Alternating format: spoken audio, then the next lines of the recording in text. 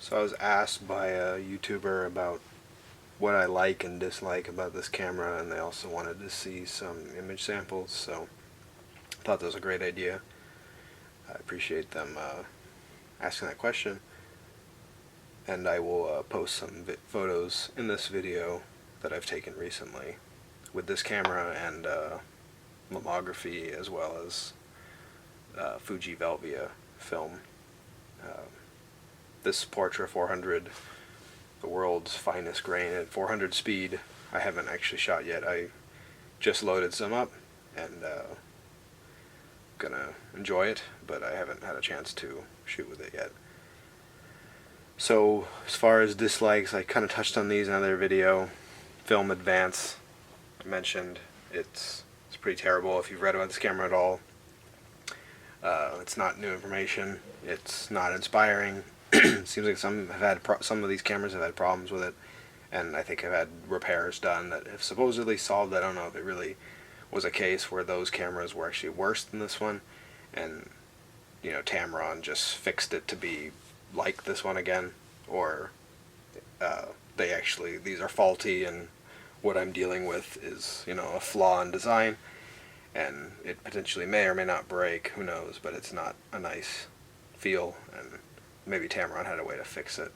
I described in another video I'm talking about how, or what I think is going on with the kind of the gears that turn the film on the take-up side. Well, it really both sides, but it actually only puts pressure or force on the take-up side. The other spool is just kind of spinning to release the film. But I don't know if that's really the case, and my thought again is that it's trying to basically jump out because the spool has a little bit of play inside the camera. So anyway, that would be my biggest negative about this camera.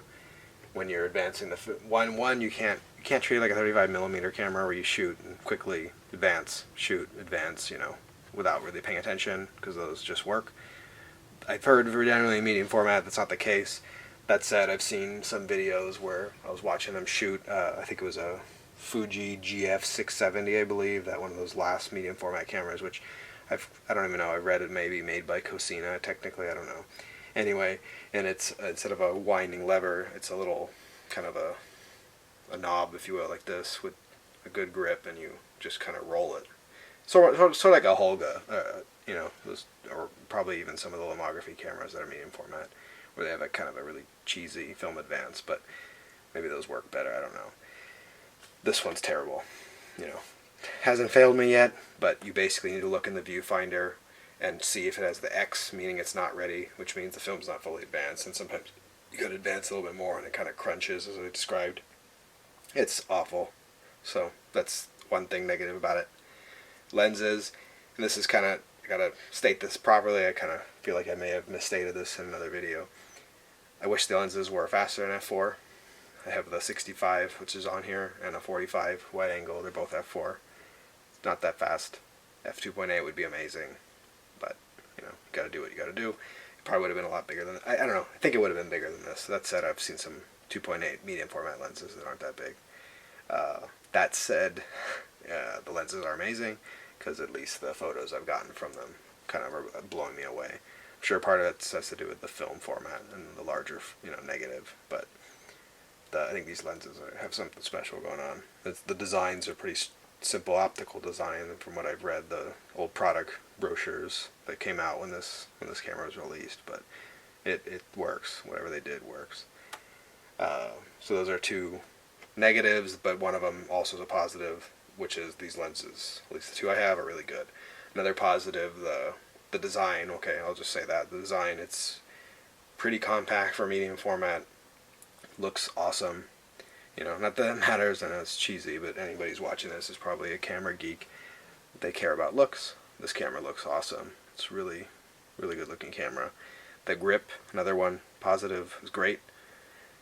Feels awesome in your hand. Has kind of a nice sturdy grip. This is a grippy, like, rubber material.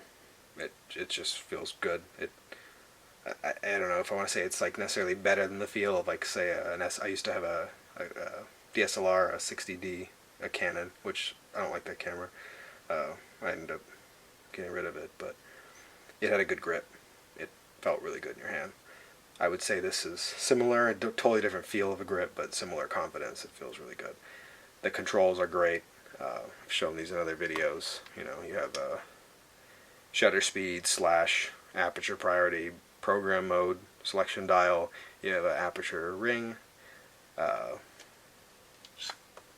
exposure comp, ISO, multiple exposure, self timer, auto exposure lock, and that is it. It's really straightforward. All manual feeling controls. I think this is by wire technically, the aperture, but it's just simple and good. Do you find there another positive? I like the fact that it's portrait orientation. Some people say that was a negative. I had bought this specifically to take portraits of my children. It works perfectly for me. I kind of think the 4x5 framing makes sense in a portrait orientation more than a landscape. That said, I've taken some landscapes. When you take some landscapes, it's a little awkward, but just like using a standard 35mm camera, it's not as comfortable shooting portraits with it. Same, this is kind of the reverse. When you do shoot a landscape, which I don't shoot that many landscapes with this camera, landscape orientations, let me be specific, not necessarily landscape photos, but landscape orientation photos. It's, not quite as convenient as just shooting the portrait orientation, but if you find I really like a lot, the LCD in it, it's great. It's simple, bright, very easy to see. I wear glasses and I can see it fine with my glasses. If I don't wear my glasses, you can get your eye up even closer, which makes it even easier. It's the same as, any camera today.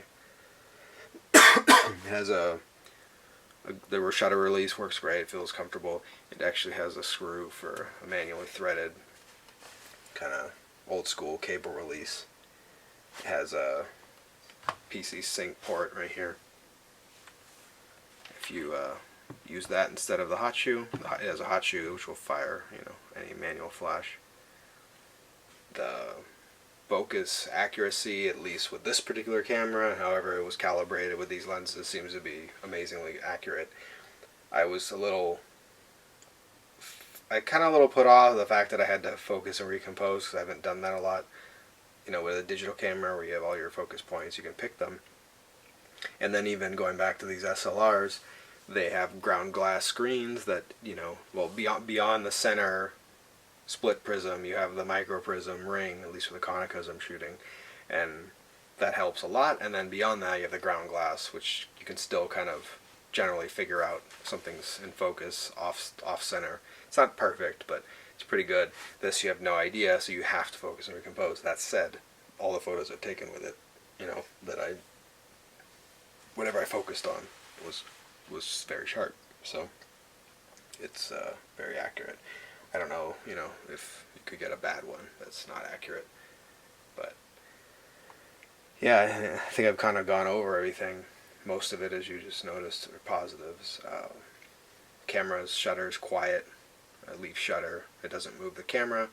I've taken some exposures at a 30th of a second, and they seemed like they were sharp. Kind of reminds me of my Fuji X100S, except that one you can shoot, I think, a little bit slower. You can go down to like a 1/10 of a second if you're really careful and breathing, and still get a sharp shot, and it doesn't have IS.